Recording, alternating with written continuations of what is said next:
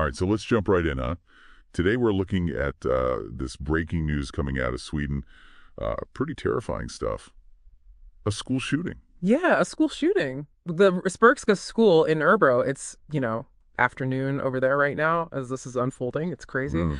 We're getting these like almost minute by minute updates, news excerpts and everything. It's kind of wild, right? And Trying to make sense of it all as it's happening. yeah, and that real-time aspect. I mean, it really adds to the tension, doesn't it?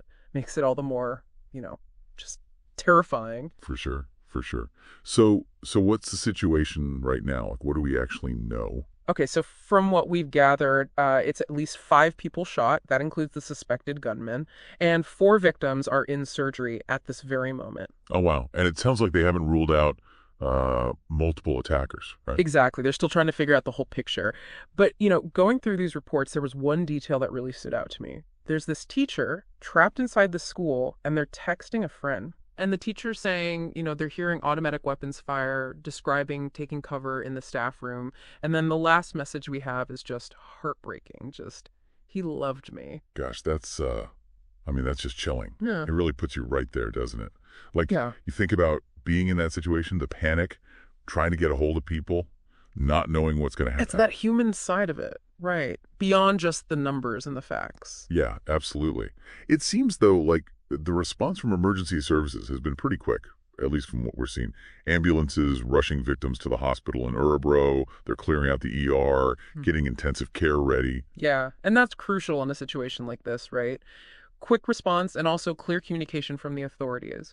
Police are saying stay away from the Vestaga area. That's where the school is. Stay indoors. Follow their instructions. Yeah, they're being very upfront about it, Mhm. calling it, an active situation with threats of deadly violence, saying the danger was not over, and setting up that information center for families and friends. That's a huge sign that this is far from resolved. Absolutely. And even at the government level, the Swedish Minister of Justice put out a statement saying they're monitoring it closely. It just shows how serious this is, right? Definitely. But even with all this information coming in, it feels like there are still so many questions. Like, Mhm. what even led to this shooting? Was this planned, targeted, just random? We don't know. Right. And who is this gunman? What's their background? Any connection to the school?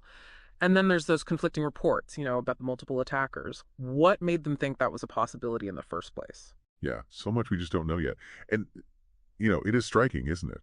School shootings in Sweden, they're not exactly common. It's a country known for, well, pretty strong social systems, peaceful society, strict gun control even. So does this tell us something, like, is this an anomaly, a horrific exception? Or is this a sign of something, I don't know, something more worrying, a broader trend? Right. That's the question, isn't it? I mean, could this be a sign that whatever's happening globally, it's reaching even a place like Sweden? Or is this a terrible but ultimately isolated incident? It makes you think about the world we live in, the challenges every country's facing. It's heavy stuff. It's hard not to feel the weight of it. And our thoughts are with, the victims, their families, everyone in Örebro dealing with this right now. Yeah, for sure. And, as the story develops, I think it's important to stay informed, but informed from reliable sources, right? We got to be critical of the information we're getting and not jump to conclusions. There's a lot we just don't know yet, and the investigation needs to run its course. This is nowhere near over, and the ripple effects, well, those are going to be felt for a long time. This is tough. But thanks for breaking it down for us. Really appreciate it. Of course, anytime.